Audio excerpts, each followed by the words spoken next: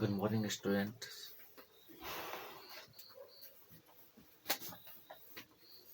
अब हम कुछ महत्वपूर्ण प्रश्न के बारे में बात करेंगे। जैसा कि आप प्रश्न में देख रहे हैं कि कॉपर 2 प्लस आयन के गुण, कॉपर 2 प्लस आयन का चुंबकीय गुण निम्न में से कौन है? तो अनुचुंबकीय, प्रतिचुंबकीय, फेरोचुंबकीय या इनमें से कोई नहीं। अब ऐसे तो जानकारी के उद्देश्य से डायरेक्ट रूप से स्टूडेंट अपने मन से टिक लगा देता है, जबकि वास्तविक में इसके बारे में जानने के लिए आपको कुछ न कुछ तथ्य को ध्यान रखना पड़ेगा। इस चीज को समझने के लिए सबसे पहले हमको इलेक्ट्रॉन विन्यास के बेस पर जाना पड़ता है। आपको जस्ट इसके पहले पार्ट्स में हमने बताया था कि अगर किसी भी तत्व के, अगर वह डी ब्लॉक का एलिमेंट्स है, तो डी ब्लॉक एलिमेंट्स में डी कक्षक में पाए जाने वाले युग्मित इलेक्ट्रॉन हो, तो अगर युग्मित इलेक्ट्रॉन हो तो प्रतिचुंबकीय होगा, अगर यह अयुग्मित हो तो वो अनुचुंबकीय होगा। तो सबसे पहले हम ज्ञात करते हैं कि यह प्रतिचुंबकीय है कि अनुचुंबकीय है। हमने जो आपको कॉपर का समान तरीका बताया था, समान तरीका में देखते हैं। समान तरीका क्या दिया था इलेक्ट्रॉन बैलेंस निकालने का? तो कॉपर कितना होता है 29, लास्ट क्या था दिया हुआ कॉपर का? Argon 4s1 3d10।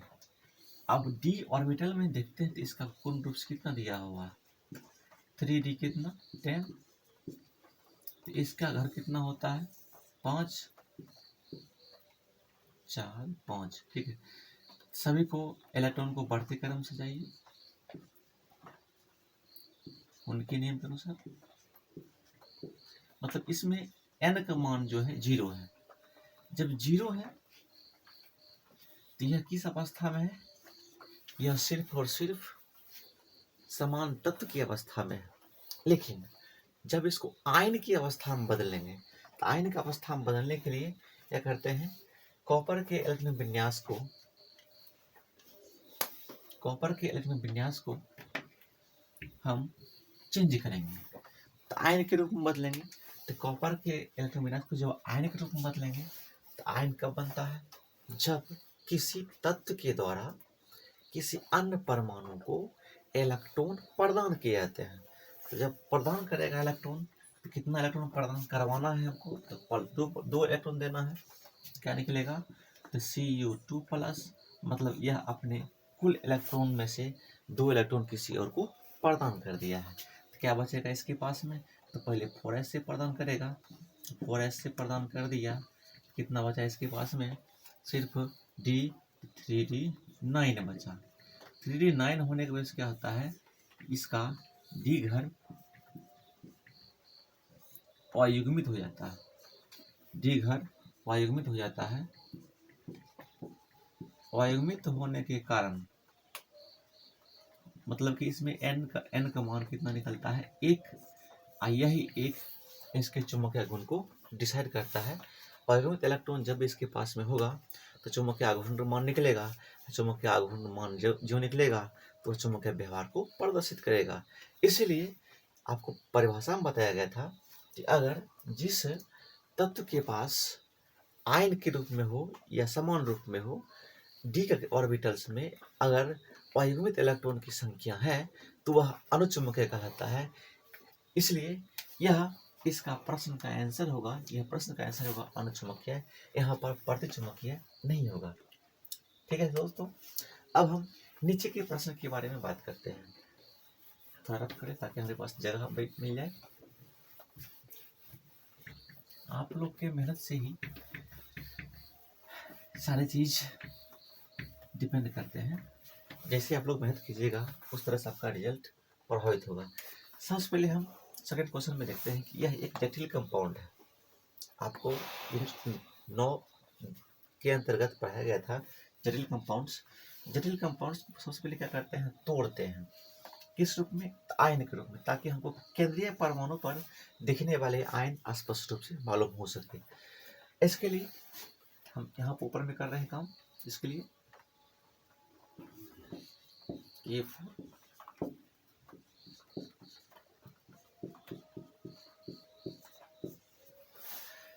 सबसे पहले इस जटिल कंपाउंड को आयन के रूप में बदलने के लिए हमको पोटास का वैलेंस इलेक्ट्रॉन चाहिए। आपको मालूम होगा तो पोटास कितना होता है, परमाणु संख्या 19। 19 का वैलेंस इलेक्ट्रॉन एक होता है, संयोजी इलेक्ट्रॉन एक होता है।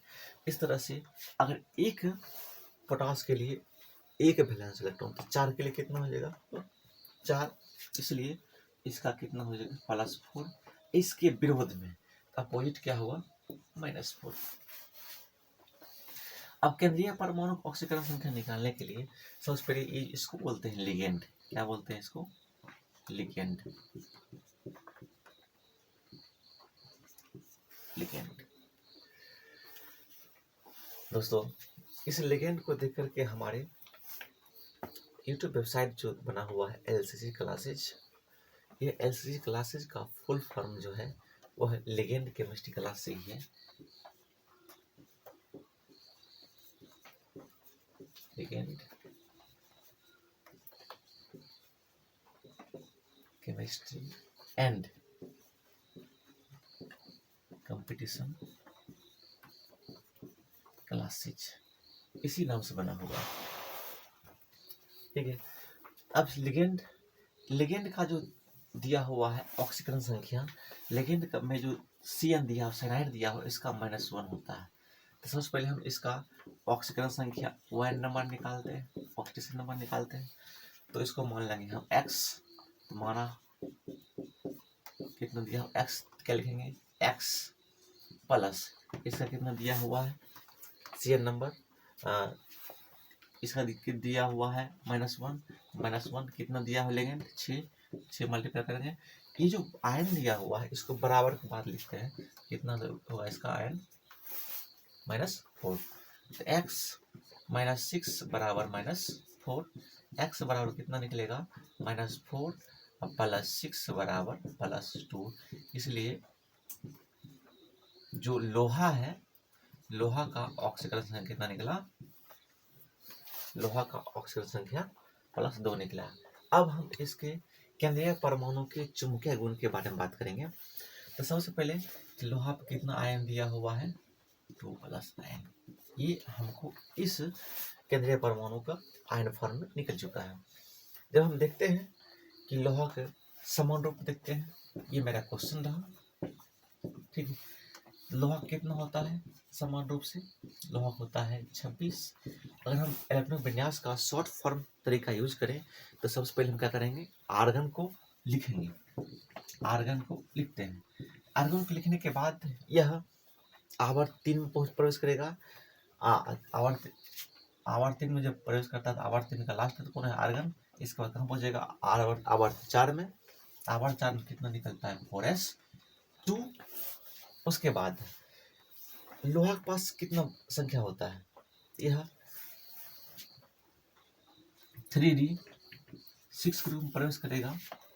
जब 3d6 ग्रुप में प्रवेश करेगा तो कितना हो गया, क्योंकि इसका 26 होता है, इसका हो गया 20 6 26 हो गया। अब हम डी में देखते हैं, डी में सभी इलेक्ट्रॉन युग्मित हैं। कितना हुआ, 3d6 1 क्लॉकवाइज में डाल रहे हैं, एंटी क्लॉक। इसके पास जो n का मान है कितना, इसके पास n का मान दिया हुआ है 4। लेकिन जब आयन के रूप में रहेगा तो आयन के रूप में इसके n का मान कुछ न कुछ प्रभावित होगा। तो क्या करते हैं, हम इसके आयन के रूप में मान लिख देते हैं। आयन के रूप में जब मान लिखेंगे तो कितना होगा, Fe2+ आयन। इसका जो 4s के पास 2 इलेक्ट्रॉन है, ये बाहर निकलेगा। जब बाहर निकलेगा मतलब कि यह किसी को इलेक्ट्रॉन प्रदान कर रहा है, 2 इलेक्ट्रॉन। जब प्रदान कर रहा है तो ये आयन के रूप में हो गया। तो क्या होगा इसका इलेक्ट्रॉन विन्यास, आर्गन 3d6। इसमें देखते हैं क्या, d ऑर्बिटल्स में अयुग्मित इलेक्ट्रॉन्स ने कितना दिया हुआ है, मतलब इसमें भी n का मान कितना दिया हुआ है, 4। अब इसी 4 के मान का सारा मान निकाल लेंगे, म्यू का मान कितना होगा, n+2। प्रश्न पूछेंगे सर कि यह कि म्यू किसका मान है, तो यह चुंबकीय आघूर्ण का मान है। चुंबकीय आघूर्ण को प्रदर्शित करने के लिए म्यू वाला फॉर्मूला यूज किया जाता है। अब जब इसमें मान रखेंगे कितना होगा इसका वैल्यू 4 प्लस 2 कितना होगा √4 मल्टीप्लाई 6 24। मतलब जिसके चुंबकीय आघूर्ण का मान 0 नहीं हो तो वह अनुचुंबकीय कहलाता है, इसलिए इसका आंसर अनुचुंबकीय होगा। अगर यह प्रश्न का डीलिंग तरीका अगर आपको अच्छा लगे तो आप प्रश्न को बार बार रिपीट कीजिए ताकि यह आपको अच्छा से समझ में आ जाए। इस तरह से एग्जामिनेशन में प्रश्न पूछे जाते हैं, लगातार रूप से पूछा गया है। यह वीडियो आपको अच्छा लगे तो आप चैनल को सब्सक्राइब करें और बेल आइकन घंटे को जरूर दबा दें ताकि आपको हमारे बेहतर वीडियो मिल सके और एग्जामिनेशन में किसी भी एग्जामिनेशन में आप अच्छे अंक प्राप्त करें। यही हमारी आपके साथ सद्भावना है। धन्यवाद।